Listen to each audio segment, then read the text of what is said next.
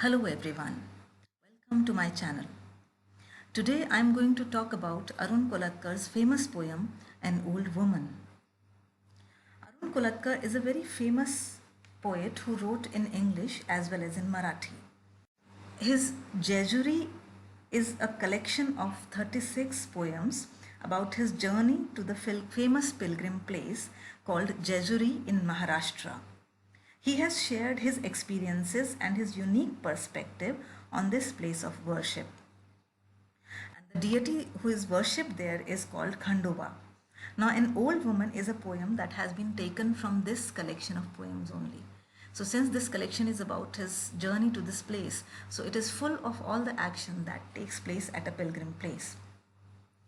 Now, as for the theme of the poem, this poem is about how our prejudices influence our way of looking at people and how we are often compelled to judge people not on their merits but on our preconceived notions. This poem presents before us two characters. So the first character is the poet who goes to this place as a tourist, and the second character is an old woman who initially is taken to be a beggar woman by the poet, but she's actually not a beggar. So the poet seems very confident that all the people must have had similar kind of experiences with beggars. So he uses second person narration to get the readers more involved in the action and sentiment of the poem. So he uses the second person pronoun you while he's narrating this poem. Now, for the development of thought in the poem, so this poem has been divided into 11 triplets, 11 three-line stanzas, and there is a very structured way in which this poem has been written. So the first half of the poem, the first 5 triplets of the poem, they talk about the indifference, the apathy, and the irritation felt by the poet at the constant nagging of this old woman. But the 6th triplet is where the attitude of the poet changes and he sees things in a different light altogether. So he looks closely at her, and all her pain and suffering and struggle and her determination, they make him feel very small before her. So his attitude changes towards her. So the last 5 triplets are an expression of that change in perception of the poet.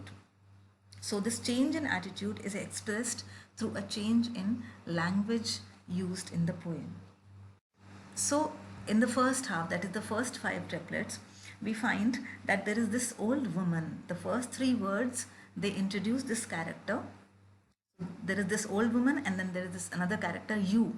So this old woman, she grabs and she tags along and she is asking for money. She wants 50 paise, and she does not want this money for nothing. She says that she will offer her services and she will take you to the horseshoe shrine. But you have already seen it. You don't want to go there again. So you don't want her services. So you show your indifference. But she is determined. So she tightens her grip on your shirt and she would not let him go. And she sticks to him like a burr. Now this is a very uncomfortable kind of physical situation for the character, for this tourist poet. So his irritation and his annoyance is conveyed in this simile where this woman is compared to a burr that sticks to our clothes and we just cannot get rid of it. So he wants to end this farce, he wants to end this whole episode, and he turns to her with an air of finality. But you listen to the old woman, and what does she have to say? She says, what else can an old woman do on hills as wretched as these? So this is the moment of realization and transformation, and within a moment the perception of this poet changes towards this woman. She is old, she is helpless, but still she is not begging, but she is offering her services in return for some money. And what else can an old woman do? She cannot labor hard, she cannot do anything else. So she is offering whatever service she can offer. So this poet, he looks closely at this woman, and for the first time he notices her facial features, her physical features, and he notices that she has bullet holes for her eyes. And the poet creates a very dreamlike image here where the cracks around her eyes, they spread and the whole world cracks, the whole world collapses. But this lady, this old woman, she is a shatterproof crone.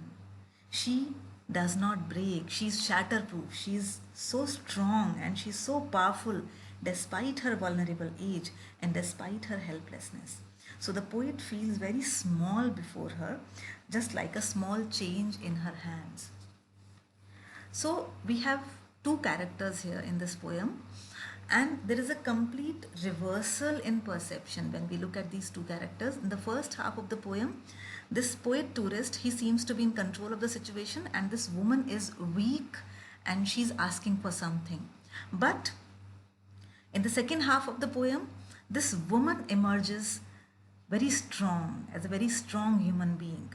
And this poet tourist, he is reduced to, this metaphor has been used, that he's reduced to so much small change in her hand. So he's no more he's no more than a small, than a few coins in her hand.